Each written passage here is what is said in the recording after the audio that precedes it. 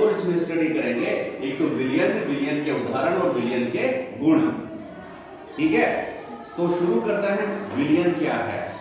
विलयन की परिभाषा क्या हो जाएगी? तो परिभाषा पहले, विलयन किसे कहेंगे?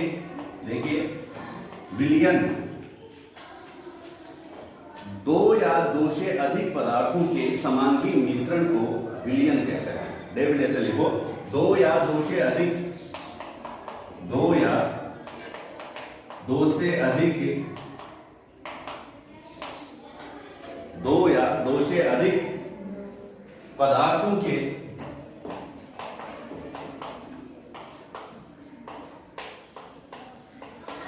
समांगी मिश्रण,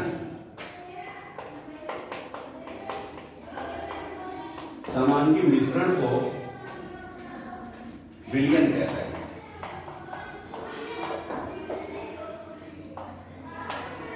क्या कहते हैं?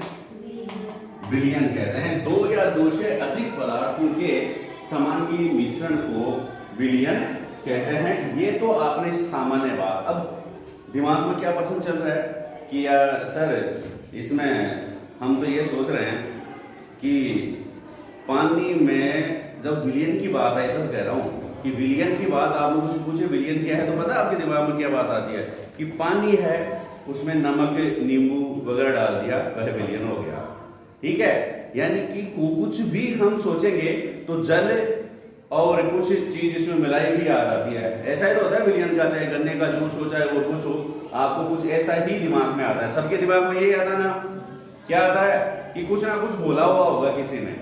दूध में बॉर्नविटा घोल दिया, दूध में कॉम्प्लेन घोल दिया, दूध में और कुछ घोल दिया, या फिर पानी में नमक घोल दिया, पानी में नींबू घोल दिया, या फिर कोई जूस बना लिया आपने, तो वह क्या हो गया? विलयन हो गया। तो ये दिमाग में आता है प्रश्न, समझ रहे ना? यानी कि हम क्या सोचते हैं कि विलयन में जल में जल क्या है? किस कौन सी अवस्था है? जल ठोस है, द्रव है या गैस है?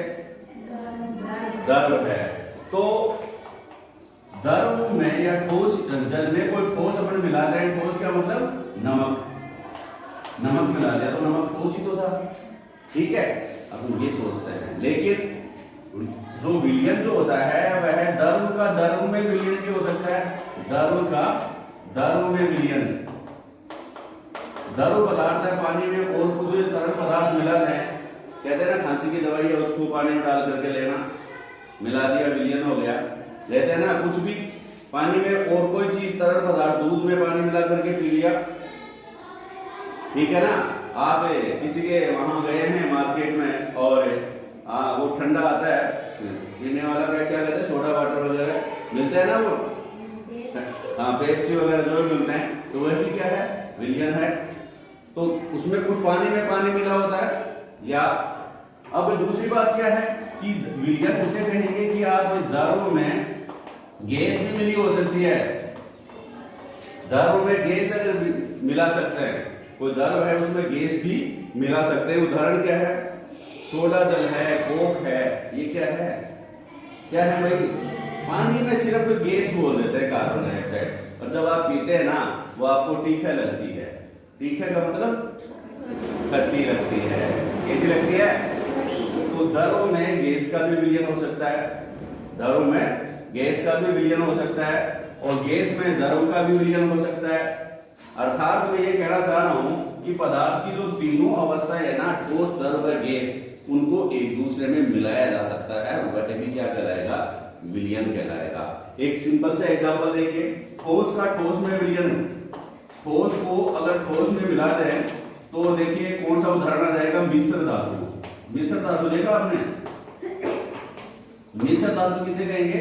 जब दो या दो से अधिक धातुओं को एक निश्चित अनुपात में मिलाया जाता है, तो उनको हम क्या कहते हैं? मिश्र धातु कहते हैं। क्या कहते हैं? मिश्र धातु कहते हैं। एग्जाम्पल पता है मिश्र धातु के कौन कौन से होते हैं? पता है क्या? एग्जाम्पल ही बता। मिश्र धातु के एग्जाम्पल पता नहीं है? जैसे मान लो पीतल है, ठीक है, पीतल। पीतल का तो नाम सुना होगा आपने। पातल नहीं, पातल को नाम तो सब सुना होते है। पातल को नाम दे, पातल का नाम किसी ने सुना है? हाथ खड़े करो देंगे। यस, सारी क्लास को पता है पातल क्या होती है, लेकिन पीतल भी पता है ना।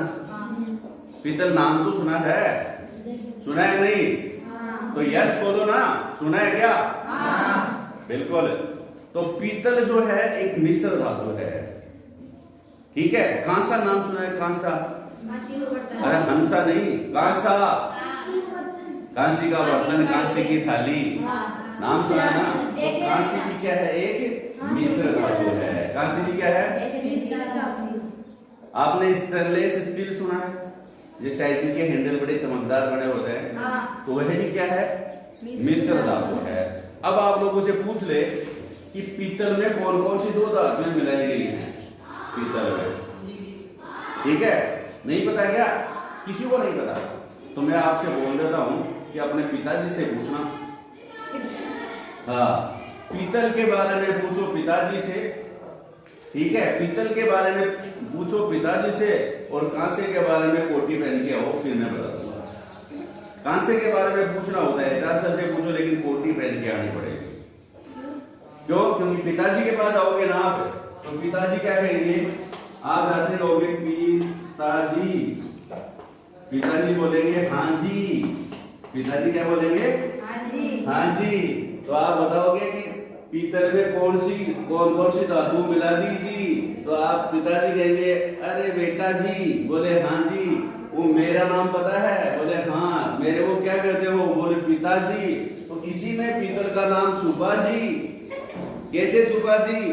पीसे पीतल, पीसे तासे तांबा, तासे तांबा, और जी से जिंक, जी से जिंक। आप पिताजी किससे बना है?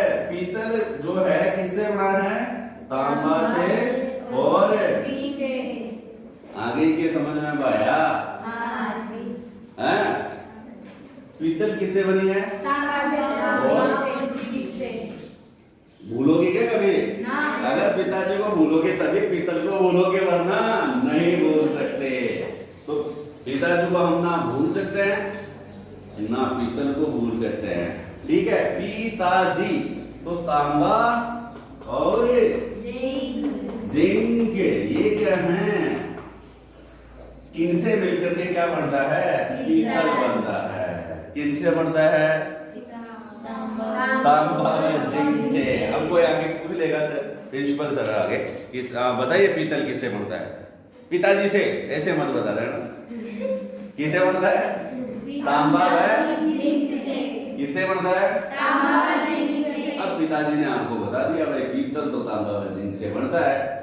अब सर के पास आगे, सर देखिए मैं कोटी पहन के आया हूँ, ठीक है? तो हम बताओ कांसा किससे बनता है? ठीक है भैया, ये तो कांसा हो गया। और ऐसा सर आपको झांसा नहीं देंगे, आपको कोटी पहन के आए ना, तो बताना पड़ेगा मेरे को कि कांसा किससे बनता है। क्या पहन के आए थे?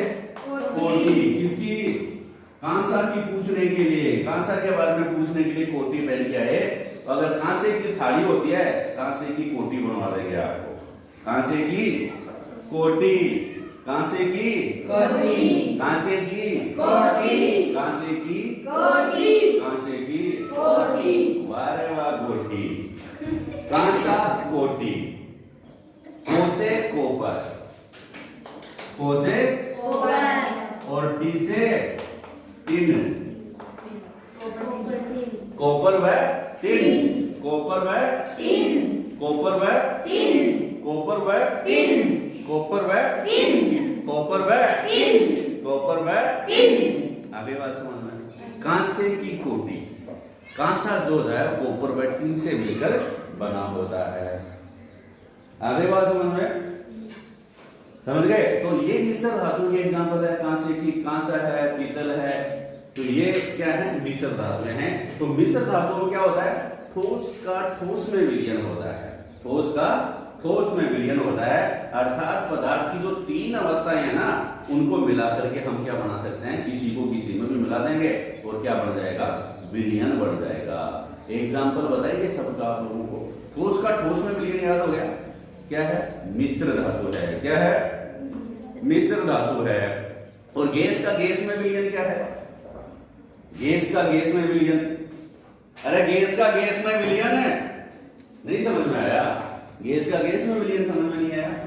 चलो समझाते हैं। हम कौन सी गैस लेते हैं? ऑक्सीजन। कौन सी गैस छोड़ते हैं? कौन कौन छोड़ता है? सब छोड़ते हैं, बिल्कुल। सब सजीव पदार्थ जो होते हैं वो कार्बन डाइऑक्साइड गैस छोड़ देते हैं, ठीक है?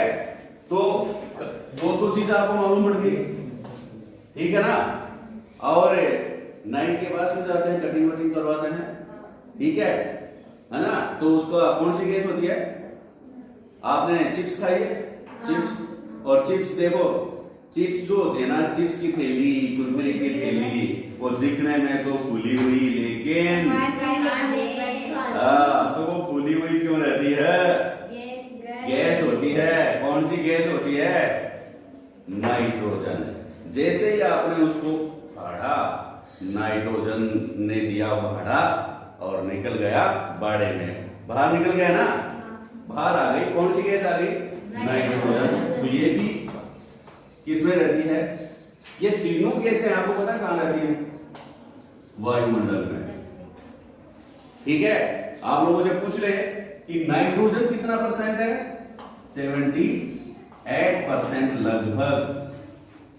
वायुमंडल में नाइट्रोजन की कितनी मात्रा है? ऑक्सीजन कितने प्रतिशत है? 21%। कितनी प्रतिशत? ठीक है, थोड़ा सा कम में से 20 पॉइंट कुछ है, तो 21% याद रखें। फिर कार्बन डाइऑक्साइड गैस की जो है ना, वह भी कितना प्रतिशत है? 0.03%। कौन सी गैस है? कार्बन डाइऑक्साइड गैस है। ये तीनों गैसें हैं कि एक गैस दूसरे गैस में मिली हुई है, तीनों एक जगह है। तो वायु जो है वह क्या है? ये क्या कहलाएगी भाई? वायु का संगठन है कि वायु में क्या कौन कौन सी गैसें रहती हैं? कौन कौन सी? ऑक्सीजन, और भी बहुत सारी है, जलवाष्प भी रहती है। लेकिन वायु जो है वो गैस में विलयन का उदाहरण है। गैस का गैस में विलयन, गैस का उदाहरण समझ में आ गया कि वायु किसका एग्जांपल बताया मैंने? गैस में विलयन। आगे बात समझ में, गैस का गैस में विलयन। अब एक और बात समझानी पड़ेगी। द्रव में तो सारी चीज मिल जाती है। आपने एक चम्मच नमक लिया, पानी में डाला, मिला दिया, ठीक है? मिला दिया ना। आपने चीनी ली, पानी में डाला, मिल गई, ठीक है? आपने बादाम पीसी, दूध कलेक्ट किया, दूध में मिलाया, फिर मिश्री का बाग लगाया और उसके मिश्री लगी। मिश्री का बाग लगाया तो मिश्री लगेगी। मिश्री को कूटा आपने, पीसा आपने, फिर उनको भी मिक्स कर लिया। तो पानी में, द्रव में किसका विलयन हो गया? ठोस का। ठोस का हो गया ना। किसी ठंडे वाले के पास गए, उसने आपको सोडा जो आता है ना, ठंडा का कोक का गिलास बना के दिया, वो ऐसी आवाज आती है ना, उसमें गैस मिक्स कर देता है। उसमें वह गैस मिक्स कर दिया तो पानी में गैस भी मिक्स हो रही है, पानी में कौन मिक्स हो रहा है? ठोस भी मिक्स हो रहा है, और पानी में द्रव भी मिक्स हो रहा है। सही बात है ना? तो विलयन जो है, पानी में तो ठोस, द्रव, गैस, यानी कि सभी अवस्थाएं जो होती है एक दूसरे से मिलकर क्या बना सकती हैं? विलयन बना सकती हैं। कभी भी दिमाग में यह मत सोचना कि सिर्फ पानी में ही कोई चीज, ठोस चीज अपन बोलते हैं तभी विलयन बनता है। समझ रहे हो ना बात को? सारी अवस्थाएं एक दूसरे में मिक्स हो सकती हैं, एक दूसरे में घुल सकती हैं, तो उनको हम क्या कहेंगे? विलयन कहेंगे, ठोस का ठोस में। अब इससे कई चीजें बन जाएंगी, थोड़ा सा अगली क्लास में हम समझिए कि क्या समझा आपने। देखो मैं बताऊं क्या समझा आपने। आपने ये समझा कि अगर ठोस है, ठीक है, तो ठोस में ठोस भी मिक्स हो सकता है, ठोस में ठोस भी मिक्स हो सकता है, ठीक है। इधर द्रव भी मिक्स हो सकता है और इधर गैस भी मिक्स हो सकता है। आप देखिए गैस में भी वही बात है, गैस में भी ठोस मिक्स हो सकता है, गैस में द्रव मिक्स हो सकता है, और गैस में ठोस क्या गैस मिक्स हो सकती है। आगे बात समझ में, द्रव में भी वही तीन बातें हैं। द्रव में क्या क्या मिक्स हो सकता है, द्रव भी मिक्स हो सकता है, द्रव में ठोस भी मिक्स हो सकता है, और द्रव में गैस भी मिक्स। आगे बात समझ में, वो सेम बात सबके लिए है ना, समझ में आ गई बात। तो इनके एग्जाम्पल हम देखेंगे। आप लोगों से पूछ ले एग्जाम, बताइए कि ठोस में द्रव का विलयन, द्रव में ठोस का विलयन, ठोस में कुछ भी हो समझ में आना चाहिए। आप बता देंगे कि अब कैसे इनके लिए दो शब्द हम काम में लेते हैं विलयन में। अगर किस चीज को हम क्या करेंगे, अगर ठोस ही जाता है और द्रव कम है तो इसमें कौन से शब्द काम में लेंगे, ये अब और सीखेंगे हम। समझो आगे। तो देखिए विलयन के बारे में, विलयन के दो घटक होते हैं। दो चीज तो मिलती है, तीन चीज मिल जाए तो बहुत अच्छी बात है, लेकिन दो तो मिलती हैं, ठीक है ना। दो चीजें अगर मिल रही हैं तो विलयन के मुख्यतः घटक जो होते हैं उनको कहते हैं हम दो घटक। दो या दो से अधिक पदार्थों के समांगी मिश्रण को हम क्या कहते हैं, विलयन कहते हैं। तो विलयन के कितने घटक हैं, दो घटक है। कितने घटक हैं भाई, दो घटक हैं। कौन कौन से, आप लोगों से पूछ ले विलयन के घटक, विलयन के घटक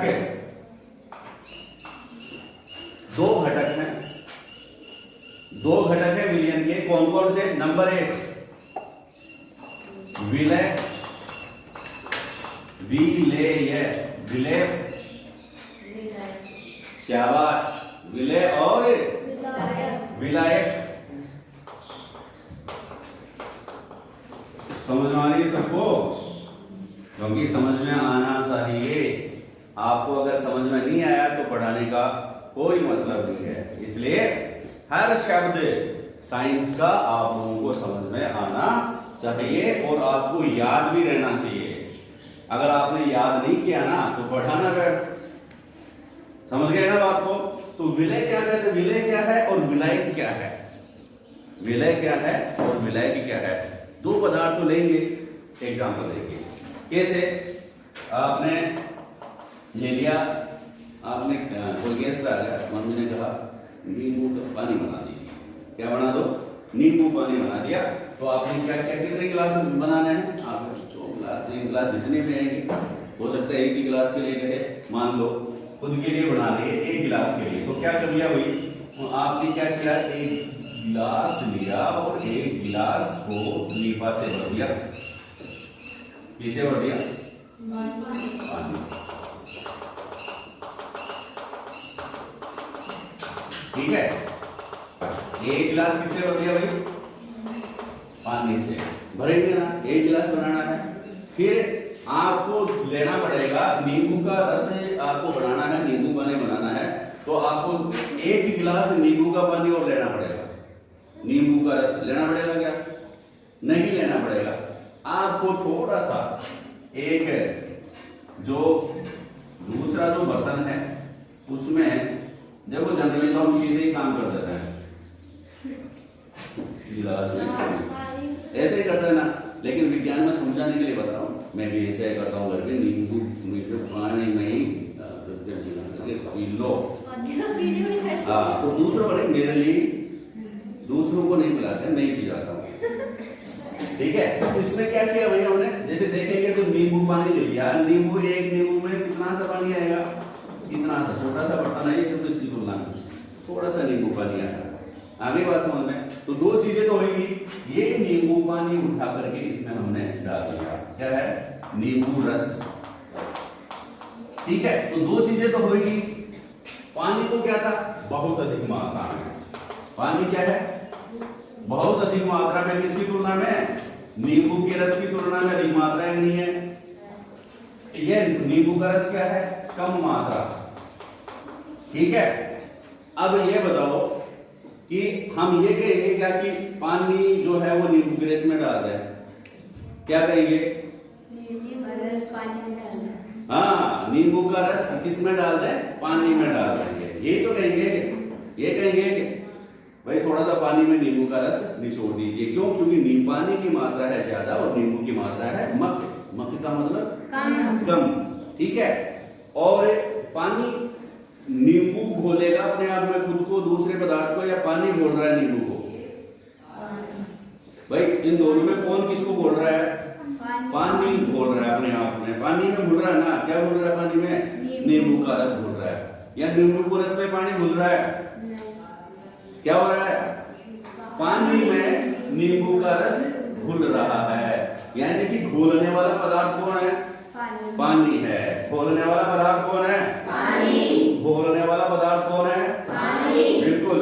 तो पानी जो है घोलता है, पहली बात तो अधिक मात्रा में पाया जाता है। तो जो पदार्थ, दो पदार्थ होते हैं, उनमें से वह पदार्थ जो दूसरे पदार्थ को अपने आप में घोल लेता है, ठीक है, उसको हम क्या कहते हैं?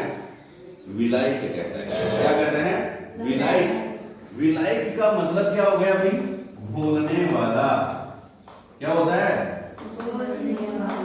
घोलने वाला कौन होता है? जिसकी ज्यादा मात्रा होती है, घोलने वाला, और जो ज्यादा मात्रा में पाया जाता है या उपस्थित होता है। ठीक है। जिस पदार्थ की मात्रा ज्यादा होती है और क्या है, ये घोलने वाला होता है। ठीक है।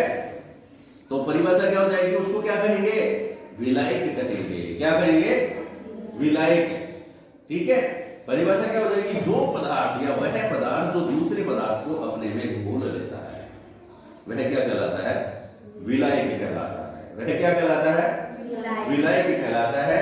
कि वह पदार्थ, विलयन में दो पदार्थ होते हैं, उनमें से वह पदार्थ जो दूसरे पदार्थ को, वह पदार्थ जो दूसरे पदार्थ को, वह पदार्थ जो दूसरे पदार्थ को अपने में घोल लेता है, अपने में घोल लेता है। वह पदार्थ जो दूसरे पदार्थ को अपने में घोल लेता है, उसे क्या कहते हैं? विलायक पदार्थ कहेंगे या विलायक कहते हैं। समझ में आ गई बात? हिंदी भी जिसको आती होगी ना, वो भी समझ आएंगे कि विलायक का अर्थ है घोलने वाला पदार्थ। ठीक है। घोलने वाला पदार्थ कौन सा है? पानी है इसमें तो। और दूसरी कॉमन सेंस ये भी समझ में आई कि घोलने वाला पदार्थ जो है वो जनरली क्या होता है? अधिक मात्रा में होता है। किस मात्रा में होता है? अधिक मात्रा में होता है। ठीक है। और विलय, विलय क्या होता है? जो पदार्थ घुलता है, घुलने वाला पदार्थ है। ठीक है ना। विलय मतलब बोलो तो समझ में आ गया। तो विलय मतलब घुलने वाला। जो बोलेगा उसी को मैं समझूंगा कि उसका दिमाग क्लास में है, और जो नहीं, वेरी गुड। विलयन का वह घटक जो विलायक में घुला हुआ रहता है। ठीक है। घुलने वाला पदार्थ, घुलने वाला पदार्थ, वह पदार्थ जो विलायक में घुलता है, उसको हम क्या कहते हैं? विलय कहते हैं। क्या लिखेंगे? वह पदार्थ जो विलायक में घुलता है, वह पदार्थ जो विलायक में घुलता है, उसे विलय कहते हैं। उसे क्या कहते हैं? विलय, सोल्यूट। अब दूसरी बात तो आपको समझ में आ गई कि विलय की क्या खास बात थी? क्या बात समझ में आई? विलय की मात्रा कम होती है। तो लिख सकते हैं दूसरी लाइन खुद ही।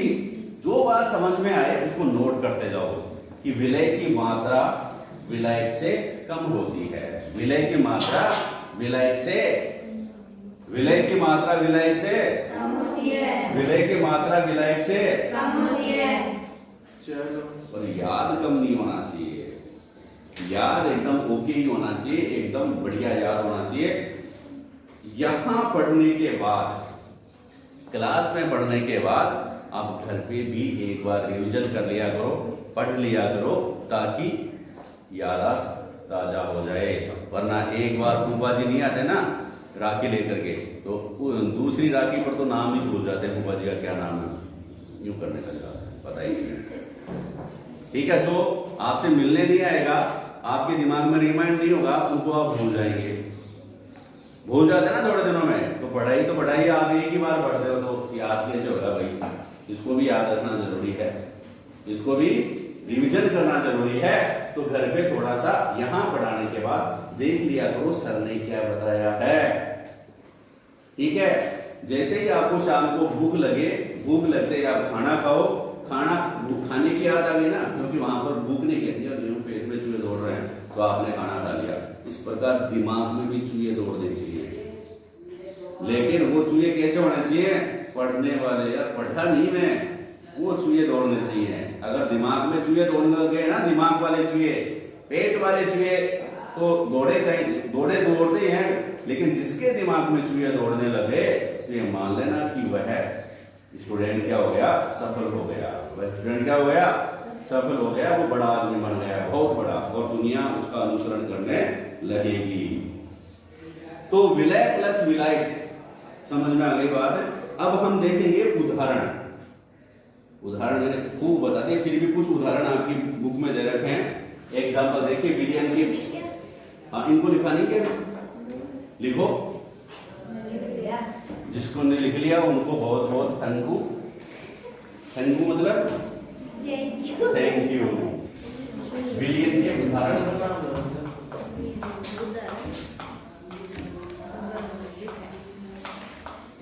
खूब सारे उदाहरण तो मैं बता सकता हूँ, फिर भी और एग्जाम्पल आप लिख लेंगे।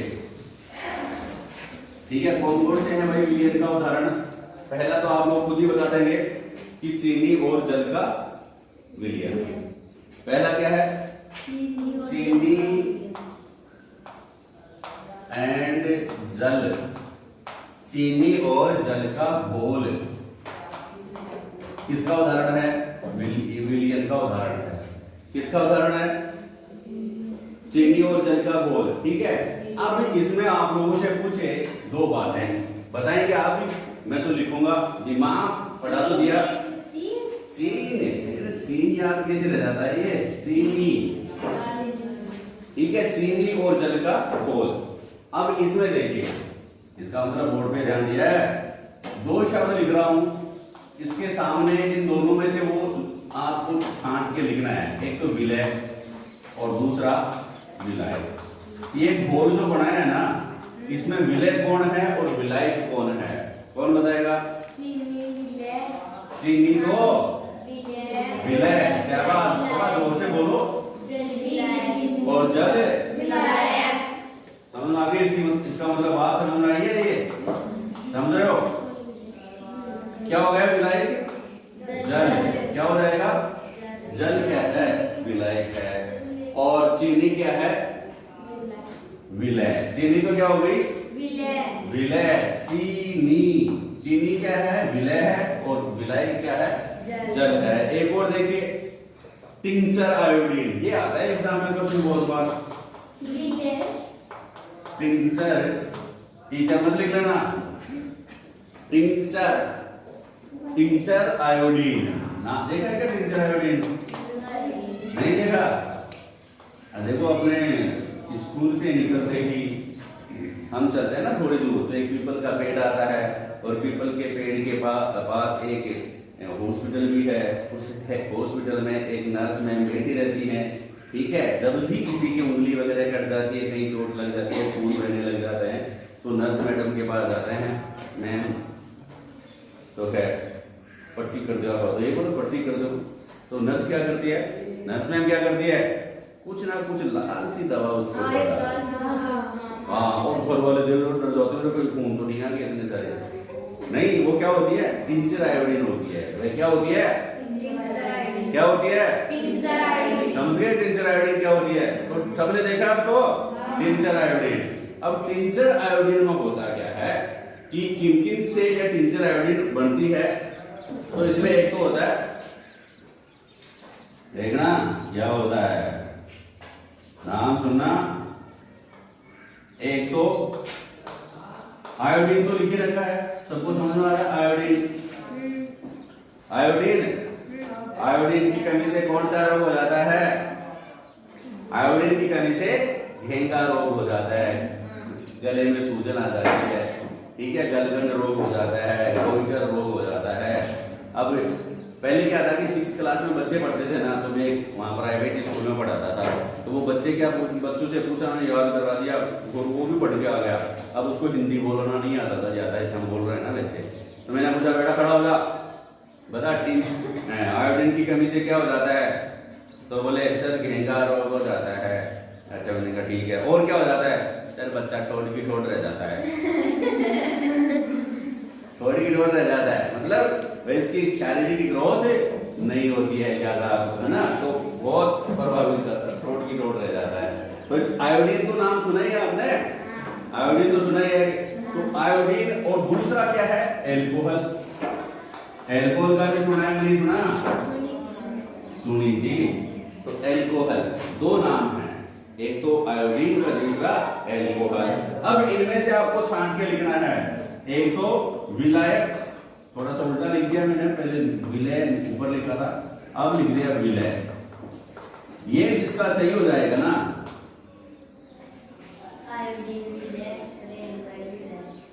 गुड, वेरी गुड, और गुड से बढ़िया बेटर, और बेटर से बढ़िया बेस्ट, और बेस्ट से भी बढ़िया जुड, वेरी जुड, ठीक है। विलायक, विलायक किसे कहेंगे? बोलने वाला तो क्या हो गया? एल्कोहल, ठीक है, एल्कोहल। और दूसरा विलय आयोडीन, क्या हो जाएगा? आयोडीन। विलायक एल्कोहल और विलय आयोडीन। आगे बात समझ में? तो टिंचर आयोडीन जो है वह है दवा के रूप में हम काम में लेते हैं।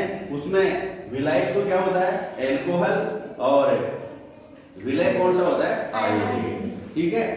अब है वात युक्त पेय। वात युक्त पेय पदार्थ, ये देखो सिंपल सिंपल सी बातें हैं।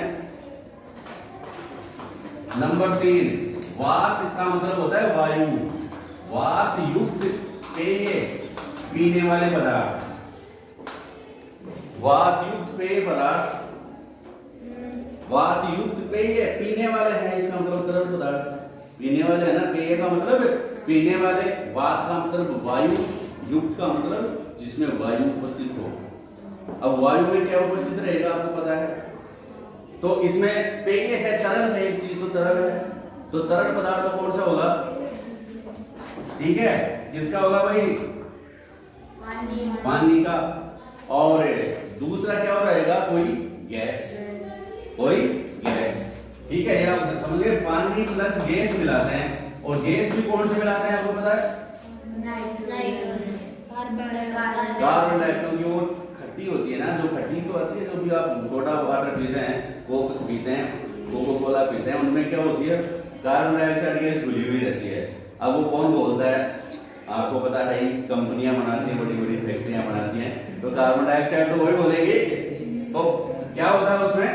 पानी, तरल पदार्थ, और गैस, कौन सी गैस? Carbon dioxide gas. उदाहरण कौन कौन से हैं? एक तो सोडा पेय, और दूसरा कोक, जो भी ठंडे पेय है वो, ठीक है। अब इनमें पूछे आप लोगों से वही बात, कौन सी? विलय कौन से हैं और विलायक कौन सा है? विलायक तो कौन सा हो गया? पानी, शाबाश। और विलय कौन सी गैस? Carbon dioxide. तो इसका मतलब ये भी समझ में आ गया, हर शब्द समझ में आना चाहिए। वात युक्त पेय, ठीक है। अब और देखिए नंबर 4। नंबर 4 में है वायु।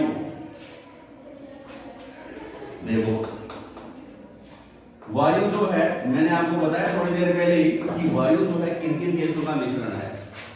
वायु में आपको छांटना पड़ेगा विलय कौन से हैं और विलायक कौन सा है। वायु में विलय कौन रहेगा? विलय कौन सा है वायु में? विलय और विलायक। पहले विलायक सिलेक्ट कर दो, फिर विलय अपने आप सिलेक्ट हो जाएंगे। विलायक कौन है?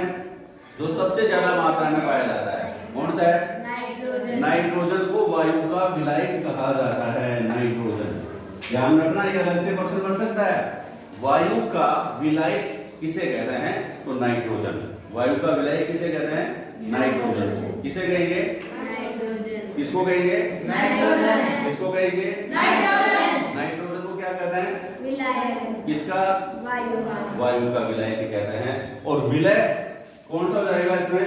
ऑक्सीजन है, कार्बन डाइऑक्साइड गैस है, ये क्या है? विलय पदार्थ है। दो या दो से अधिक है, इसमें विलय अधिक है। और विलायक जो सबसे ज्यादा है नाइट्रोजन, उसको क्या कहते हैं? वायु का विलायक कहते हैं। क्या कहते हैं भाई? वायु का विलायक। ठीक है, आगे बात समझ में। तो ये थे एग्जाम्पल किसके? विलयन के उदाहरण। ठीक है, अगली क्लास में हम किसके बारे में, एक टॉपिक बच गया है ना, विलयन के गुण, ये कल आपको पढ़ाएंगे। ठीक है, इस क्लास को पढ़ें, रिवीजन करें और आगे बढ़ें। ठीक है, ओके।